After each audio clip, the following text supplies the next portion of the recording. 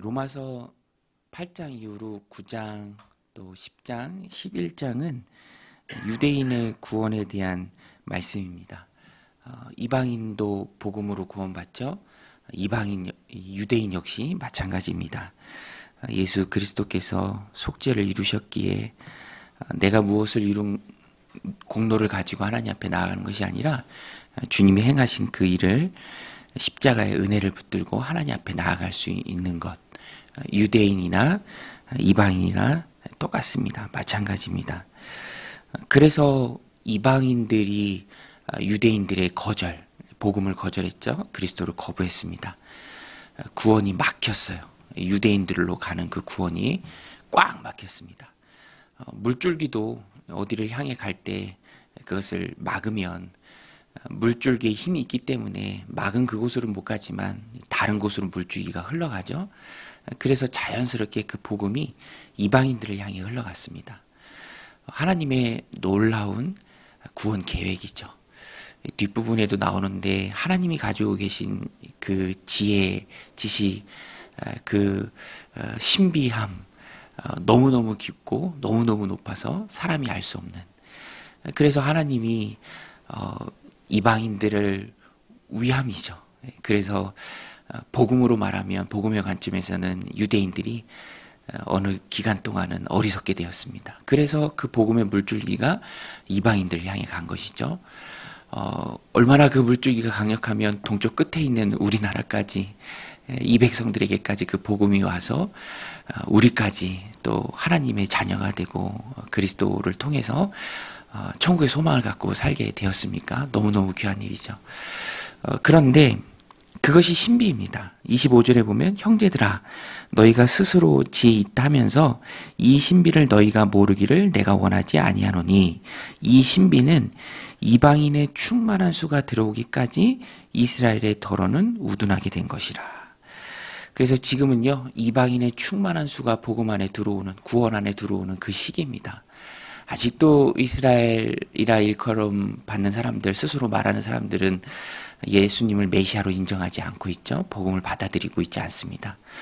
그래서 지금은 이방인의 충만한 수가 복음 안에 들어오는 시기예요. 그래서 선교사님들이 어디고 가서 복음 전하고 성경 번역하고 이방인의 충만한 수가 들어오는 그 일을 위해서 열심히 또 사역하고 있는 것이죠.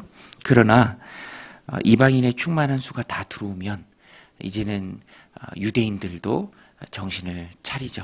바울의 말입니다. 그래서 원이 시작해서 마치는 데는 원이 시작된 그 지점이죠. 유대인들의 집단적인 회개, 또 그들이 복음 안에 들어오는 놀라운 일들이 있을 때 이제 그때가 마지막 때죠. 그래서 유대인들을 저 사람들은 예수님도 거부하는 자들, 복음의 핍박자들, 단순히 그렇게 생각할 수 있는 것은 아닌 것이 바울이 말합니다. 그들이 어떤 자들인가? 유대인들 참 신비한 사람들이죠. 그래서 28절에 보면은 복음으로 하면 그들이 너희로 말미암아 원수된 자요, 택하심으로 하면 조상들로 말미암아 사랑을 입은 자라. 복음의 관점에서는 우리 잘 되라고 하나님의 원수가 된 자들이 유대인들인데요, 또 하나님의 택하심의 관점에서 말하면 그들의 조상들로 말미암아 사랑을 입은 자들이 또 유대인들이다라는 것입니다. 그리고 29절에 이 말씀이 나오죠. 하나님의 은사와 부르심에는 후회하심이 없느니라. 그리고 31절 말씀이 핵심인데요. 그러면 복음이라는 것에 이방인된 우리와, 구원받은 우리와 이 유대인들에게는 무슨 관점이 있는가, 차이가 있는가, 또 어떤 연관이 있는가. 31절에 보면 이와 같이 이 사람들도 순종하지 아니하니 이는 너희에게 베푸시는 긍휼로 이제 그들도 긍휼을 얻게 하려 하심이라. 하나님이 모든 사람을 순종하지 아닌 가운데 가두어 두심은 모든 사람에게 긍휼을 베풀려 하심이로다. 하나님의 놀라운 구원 계획 가운데 이방인과 또 유대인들이 있습니다. 언약 바깥에 있는 우리가 복음을 받아들이고 하나님의 자녀가 된 것을 유대인들이 보면서, 그것을 보면서 우리에게 베푸신 하나님의 긍휼을 보면서 우리가 받은 그 자비를 그들이 보면서 마침내는 회개에 이르게 되기를 원하는 그 하나님의 마음이고요. 또 그 하나님의 구원 계획입니다.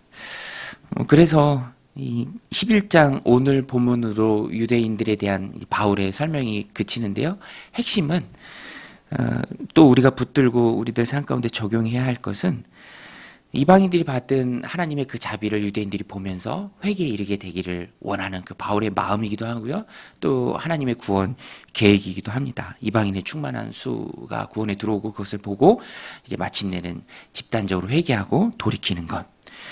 오늘 우리도 이것이 우리에게 큰 적용이 되는 것은 하나님 백성으로서 구원받은 하나님의 자녀로서 이 땅을 살아가면서 하나님께 받은 많은 자비가 있죠. 은혜가 있습니다. 그것을 세상에 보여줌으로써 사람들이 그것을 보고 돌이키게 되는 계기를 마련하는 그 책임이 우리에게 있다라는 것입니다. 그래서 우리가 받은 은혜를 보여주고 그들이 보고 하나님을 알고 또 하나님께로 돌아오는 그런 구원의 도구, 긍휼의 도구, 그것이 1차적으로 구원받은 우리가 또 힘쓰고 애써야 할 이 땅에서의 사명이고 또 직분이다라는 것입니다. 여러분, 오늘도 우리는 은혜의 도구로서 사역의 현장에 들어가야 합니다. 가정에서 또 일터에서 또 교회 공동체에서 나를 통해 역사하신 하나님을 보여주어야 합니다.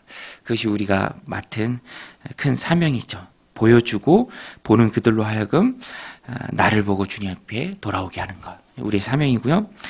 또 뒷부분에 보면은 이런 놀라운 하나님의 은혜의 신비가 있는데, 그래서 하나님의 지혜와 지식의 풍성함이 참 깊다라는 것입니다. 33절에 보면 깊도다 하나님의 지혜와 지식의 풍성함이여 그의 판단은 헤아리지 못할 것이며 그의 길은 찾지 못할 것이로다.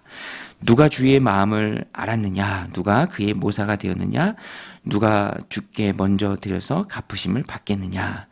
이는 만물이 주에게서 나오고 주로 말미암고 주에게로 돌아감이라. 그에게 영광이 세세에 있을지어다. 아멘. 신앙이 어리다는 것의 특징은 단정 짓는다라는 거예요. 이제 안 된다. 큰일 났다. 이렇게 되면 망한다. 그래서 힘들어하고, 그래서 두려워하고, 근심과 염려에서 떠날 새가 없다라는 것이죠. 그러면 그 반대로 신앙이 깊다라는 것은 무엇입니까? 항상 하나님을 함께 생각하는 거예요. 그리고 하나님의 자비하심, 나를 향한 하나님의 사랑을 잊지 않습니다. 그래서 항상 단정 짓지 않아요. 그리고 인간적인 기대는 없지만 놀랍게 역사하신 하나님의 기대는 항상 저버리지 않습니다. 그래서 기도 부탁을 할 때도 내가 원하는 것은 사실 이 시점엔 이것이지만, 그러나 나는 내 인생의 경험을 통해서 원하지 않는 길로 갔을 때도 결과적으로 놀랍게 역사하신 그 하나님을 경험했기 때문에 나는 이 일을 통해서도 하나님의 뜻이 결과에 상관없이 이루어지기를 기도합니다 라고 고백하고 또 그런 방향으로 기도 부탁을 해요. 그러면 참 기도하기도 좋죠. 뭐 단정 지어서 하는 것보다는 하나님의 뜻이 이 일을 통해서도 이루어지길 원하는 그 마음이 있으니까 오늘 우리가 이 말씀을 통해 붙들어야 할 것이 바로 그것입니다. 하나님의 지혜와 지식의 풍성함은 너무 깊습니다. 높고요. 우리의 생각보다 훨씬 더 높습니다. 바울이 무릎을 치면서 하는 고백이에요. 누가 이 하나님의 길을 찾겠느냐? 누가 단정적으로 말할 수 있겠느냐? 이방인의 충만한 수가 들어오기까지 유대인들의 더러는 어리석게 되는 그 일들을 통해서 하나님 택하신 백성들을 구원하고, 또 그 일이 맞춰졌을 때 택하심 받은 유대인들이 집단적으로 돌아올 것이고, 그러니 하나님의 은사와 그 부르심에는 후회함이 없고, 너무너무 놀라운 것이죠. 2마리 토끼, 3마리 토끼, 100마리 토끼를 한꺼번에 다 잡으시는 분이 바로 하나님이시다라는 것입니다. 그래서 우리는 상황적으로 뭐 잘 안 되고 어둡고 기도한 지 참 오랜데도 뭐 변화되는 거 없을 것 같고, 뭐 우리의 가족들을 보고 그래도 낙심하지 말고 하나님이 하실 일을 기대해야 한다라는 것입니다.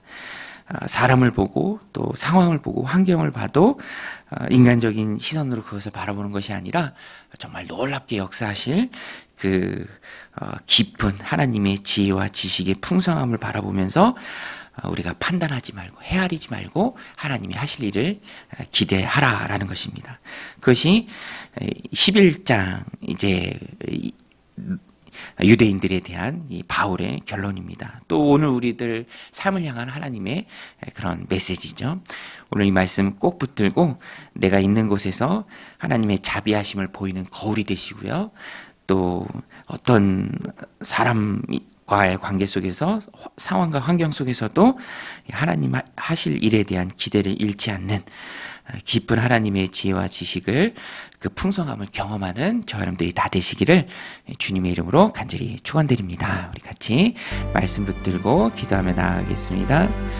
하나님 아버지, 오늘도 저희들 주님 전에 불러주시고 또 기도하게 하시네 감사합니다. 하나님의 지혜와 지식의 풍성함이 깊음을 또 높음을